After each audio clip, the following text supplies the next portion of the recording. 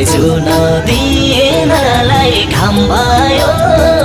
मलाई तिमी सम्झिने काम भयो आफूसँग आफै हारे मैले घामलाई सोधिन कि जुनलाई सोधिन अब कसलाई सोधौँ उनको बारेमा तिमीलाई घाम भयो मलाई तिमी सम्झिने काम भयो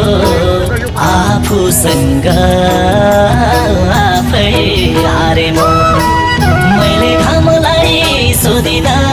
कि जुनलाई सोधिन अब कसलाई सोधौँ